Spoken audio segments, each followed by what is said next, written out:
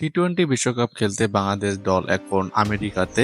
আর বিশ্বকাপ দলে থাকা ক্রিকেটারদের নিয়ে ধারাবাহিকভাবে সাক্ষাৎকার প্রচার করে আসছে বিসিবি। সেই হিসেবে আজ প্রকাশিত হয়েছে সাকিব আল হাসানের বিশ্বকাপ ভাবনা নিয়ে ভিডিও। জানিয়েছেন সবগুলো বিশ্বকাপ খেলার ভালো লাগার কথা এবং ক্রিকেট তার ভবিষ্যৎ পরিকল্পনার কথা। বিশ্বকাপে থাকা খেলোয়াড়দের নিয়ে বিসিবির ধারাবাহিক video series the green row স্টোরিতে সাকিব আরও একটি বিশ্বকাপ খেলার ইচ্ছার কথা হাসতে হাসতে বলেছেন।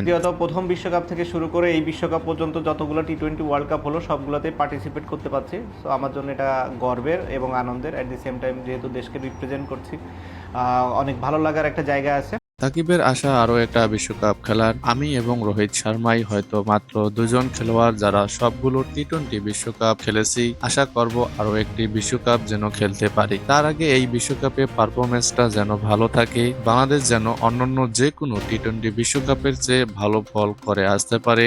যুক্তরাষ্ট্রে সাকিবের সেকেন্ড হোম, ফলে সেখানকার উইকেট বাড়তি কোনো সুযোগ সুবিধা পাবে কিনা বাংলাদেশ, এ নিয়ে সাকিব বললেন, আমার সেকেন্ড হোম সেটা ঠিক আছে, হোম অ্যাডভান্টেজ পাবে কিনা বলাটা মুশকিল, কিন্তু আমার মনে হয় পাবে।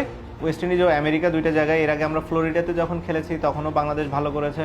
ওয়েস্ট ইন্ডিজে আমরা সবসময় ফেভার পাই, কারণ ওই দেশের পিচগুলা অনেকটা আমাদের মতোই হয়ে থাকে।